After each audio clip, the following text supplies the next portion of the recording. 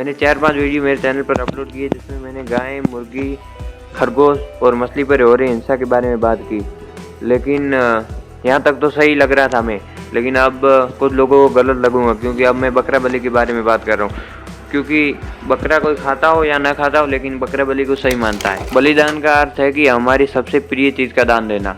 हमारा सबसे प्रिय तो शरीर होता है, क्योंकि जब भी कोई कांटा लगे तो कितना दर्द होता है। इसलिए महान लोगों ने अपना सर काट कर मूर्ति के चरणों में रख दिया। भगवान जो भी पूछता था, का महाकाली हो या और कोई भी देवता हो, इतना बलिदान तो अब कलयुग में कोई दे नहीं सकता। इसलिए अपने अंदर के अहंकार का बलिदान दे तो भी देवता खुश हो जाते, क्योंकि आज के टाइम तो ऐसा कोई सूरमा है नहीं जो कहे हे माते मैं आपको मेरा सिर अर्पण करता हूँ।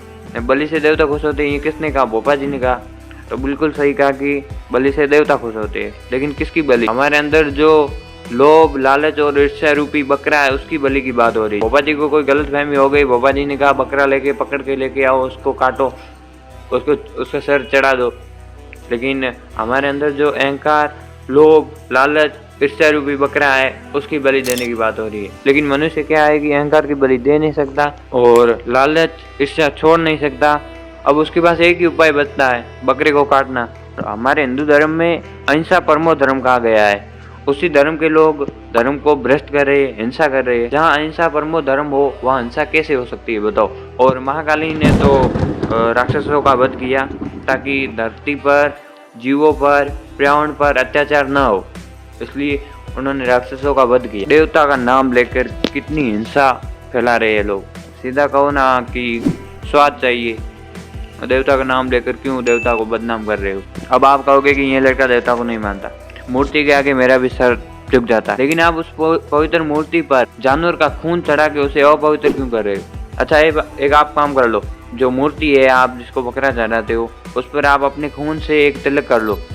अपना खून निकालो अंगूठे से और उससे उस मूर्ति का तिलक कर दो। आपको बहुत धर्म होगा।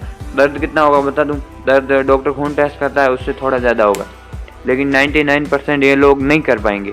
अगर आप देव मूर्ति का अपने खून से तिलक भी नहीं कर सकते, थोड़ा सा खून निकाल कर, अपनी उंगली का थोड़ा सा खून निकाल कर, इतना भी नहीं कर सकते, तो किसी का सिर कैसे काट सकते हो बताओ? बकरे को जब आप काटते हो तो बकरे में डर, घबराहट और उसकी पूरी नेगेटिव एनर्जी होती है जो हमारे अंदर चली जाती है। जो भी उसके पास बैठे होते हैं उनके अंदर, तो आपकी जिंदगी पर भी बुरा असर पड़ता है। अपने बारे में सोचो, खुद की जिंदगी पर क्या असर पड़ता है, खुद के परिवार पर क्या असर पड़ता है जब आप बकरे को काटते हो।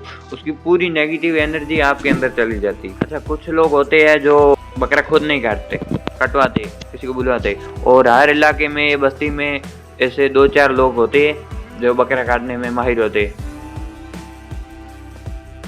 क्योंकि अगर वो लोग नहीं काटने वाले होते तो वो बकरा बलि बंद हो जाती।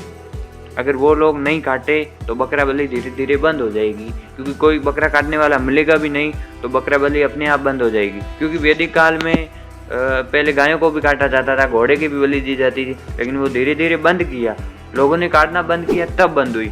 अब ये लोग जो अभी होशियार बनते हैं, मतलब हम बकरा काटते हैं, अपने आप को मतलब इस चीज़ में माहिर मानते हैं, वो अगर बंद कर दे बकरा काटना, तो धीरे धीरे ये बंद हो जाएगी। अगर काटने वाला ही नहीं बचेगा, अब देखो गांव में सब लोग दयालु है, मतलब 1% दया तो बची है, भले बकरा कटवा रहे, खुद काटते ही नहीं। ये भी एक अच्छी बात है। काटने वाले मिल जाए तो ठीक है, उन्हें बुला लेते, कटवा लेते, क्योंकि प्रसादी, अब उनको प्रसादी का बहाना है, उनको चढ़ावे का बहाना है, इसलिए वो कटवाते, नहीं तो वो कटवाते नहीं, काटते। तो ऐसे जो लोग हैं वो कम हो जाए या बिल्कुल बंद हो जाए तो बकरा बलि धीरे धीरे खत्म हो जाएगी। तो परंपरा बदली जा सकती है, लोगों ने बदली है परंपरा तो ये भी थी कि पति के मरने के बाद पत्नी सती हो जाती है साथ में, वो भी बदली लोगों ने। आप अगर मांस खा रहे हो तो आप नरक की जिंदगी जी रहे हो यहीं पर। कोई ऊपर नरक स्वर्ग नहीं है, कोई इतना निकम्मा नहीं है जो हमारा हिसाब किताब लिखे, क्योंकि इतने करोड़ों लोग हैं, किसका हिसाब किताब लिखेगा भगवान? मरने के बाद तो सिर्फ शरीर बचता है, वो भी फिर जला दिया जाता है, जो है यही है। अगर आप धरती पर ही कुछ बुरे कर्म करोगे तो हिसाब भी यही मिलेगा, बुरा प्रभाव भी यही पड़ेगा आपकी ज़िंदगी पर। अभी जो ज़िंदगी आपकी चल रही है उसी पर बुरा प्रभाव पड़ेगा। अगर आप बकरा खाते हो या मीट खाते हो या किसी पर हिंसा करते हो, पाप करते हो, तो यही ज़िंदगी यही है और इसी ज़िंदगी पर असर पड़ेगा। धन्यवाद।